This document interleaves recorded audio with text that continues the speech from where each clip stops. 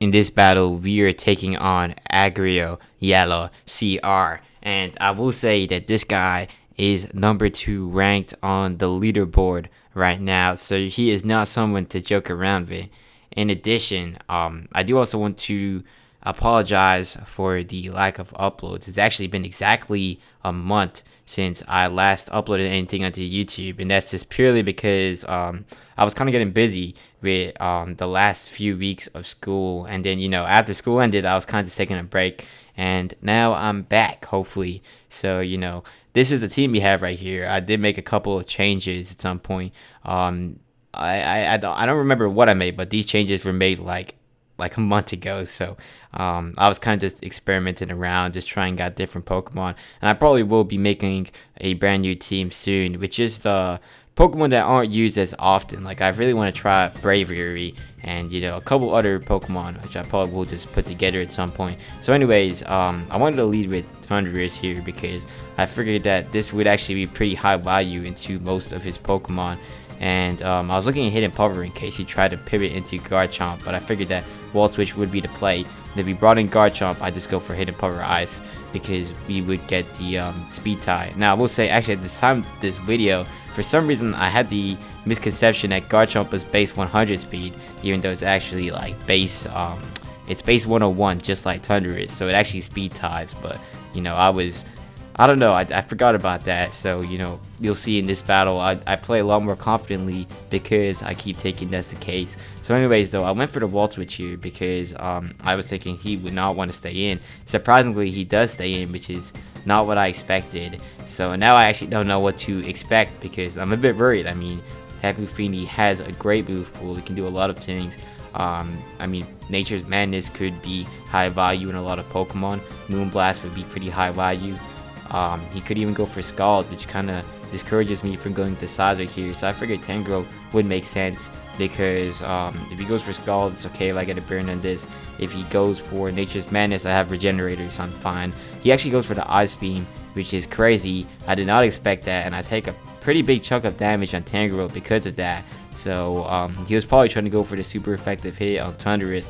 Definitely not the best play if you ask me. I mean, I know Tapu Fini is really bulky, but I mean, Thundurus hits like a truck. It's supposed to break through walls. It's a wall breaker, so it's not really the best play, if I be honest. So anyways, here I was kind of banking on Bullet Punch doing enough damage to finish the job. It's definitely a high risk play because I mean, if he goes for a Scald and I get burned, I don't have a way of curing that, so it's not really worth it, to be honest. But I was willing to take the compromise here, so I'm gonna get that Mega Evolution off, as you can see, and I'm going to fire off the Bullet Punch onto Tapu Fini. Unfortunately, it is not enough to take care of the job.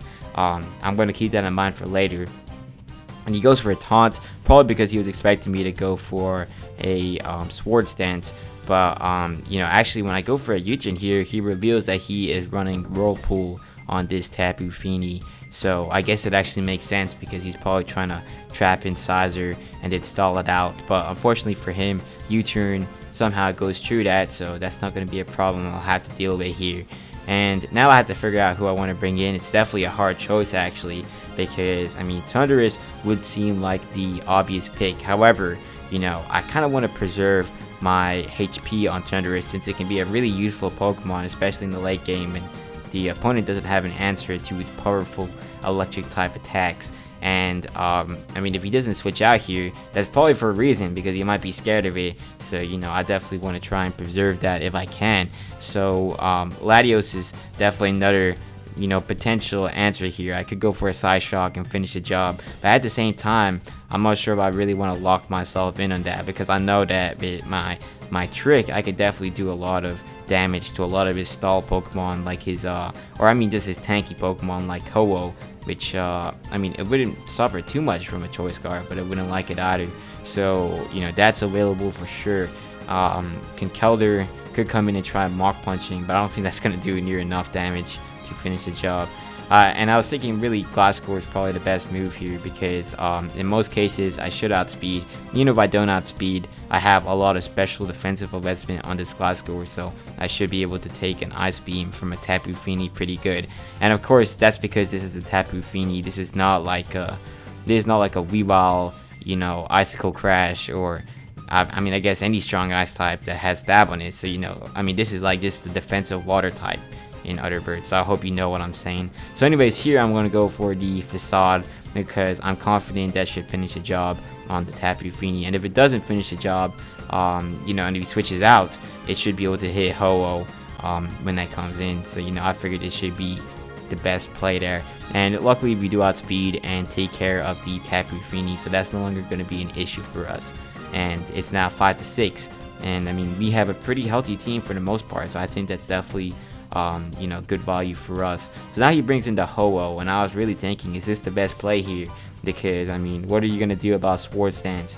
Ho-Oh doesn't really have that many setup moves in most cases, and I'm already poisoned from my Toxic Orb, so it's not like he can get a burn with Sacred Fire or do anything else. So he goes for the Sacred Fire here.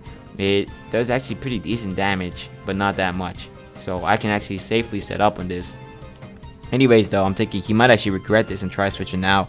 So if I go for a Facade, I can get him on the switch if he does, and if not, it's kind of just a good way to scout out and see how much damage I can do and how much I need to set up before I should start going on the offensive.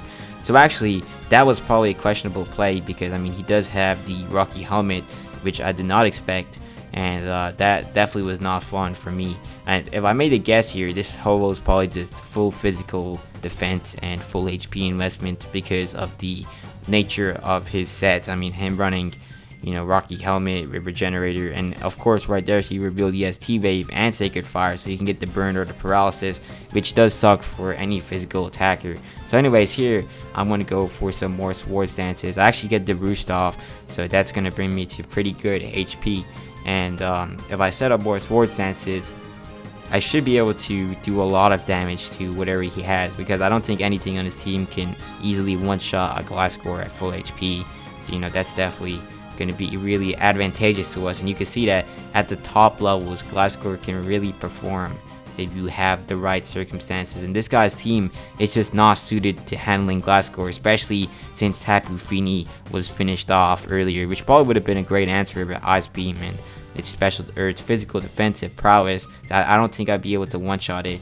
So, you know, that is definitely a great thing. So anyways, I'm going to go for another round of Swords Dance here, because I mean, if he keeps going for Brave Bird, eventually he's going to bring himself low enough to where I can finish him off with a Facade. And what I was thinking was he probably waited to reveal that, so he might have been waiting for me to get low and then try gambling with, you know, maybe a Facade or more Swords Dances. Then he'd fire out the Brave Bird to snag that KO, which would have been a surprise, because I mean, Brave Bird is like base 120 damage, whereas Sacred Fire is 100, so it makes sense to not reveal that too early. So anyways, here I was like, well, I probably should go for the Facade. I'm not at full HP and I won't be with the Rocky Helmet chip damage, but you know, if I can take care of Ho-Oh, I definitely do that, because Ho-Oh is a pretty high value Pokemon in this guy's team.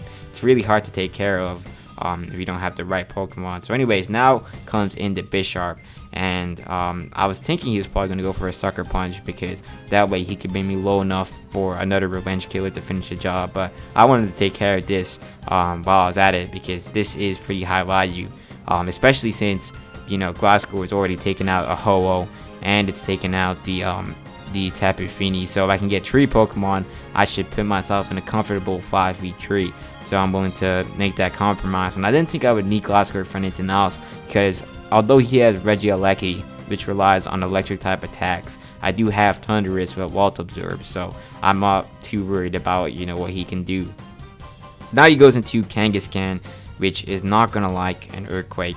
He's gonna go for the Mega Evolution. I was actually expecting him to go for a Fake Out. That definitely would have made sense, especially if he wasn't confident he would outspeed off the bat, because then, you know, with the Mega Evolution, if he gains speed, and I'm pretty sure Kangaskhan does, then it would definitely see it to its advantage to Fake Out, Mega Evolve, and then, you know, try and go for the speed.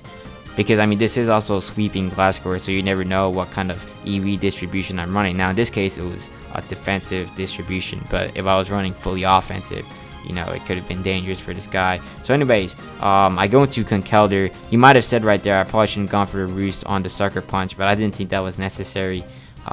Because I mean, if he didn't go for Sucker Punch, that would definitely not be great, and even if he did, like, he would still not do enough to finish me off, and you know, I would definitely get a lot of value out of taking out, you know, tree Pokemon, like I said. So that was a sacrifice I was willing to make. And now I bring in Conkeldurr, which basically comes in for free.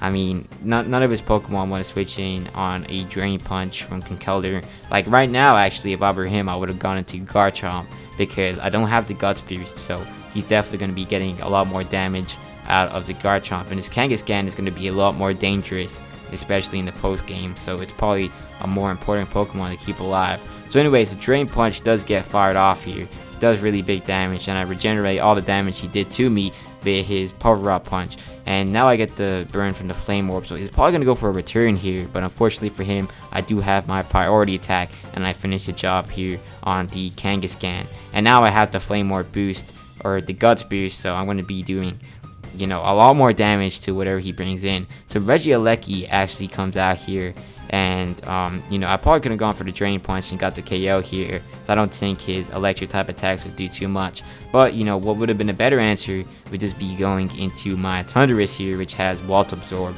and AgreoYalahCr literally can't touch this unless he has Hidden Power Ice, or you know, maybe like some sort of other hidden power. So most of the time it's relying on electric type attacks with Transistor, so anything immune to electricity can basically shut down AgreoYalahCr. So now he goes into his Garchomp on the Focus Blast, and the Focus Blast does pretty high damage right there.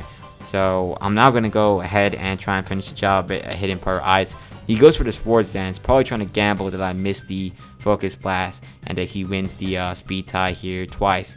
But unfortunately, that's not going to be the case for this man, and he's going to go down to the Hidden Power Ice. All he has remaining now is AgreoYalahCr, which unfortunately for him cannot really touch Thundurus thanks to the nature of his set. So that is going to be GG right there. That was a great match.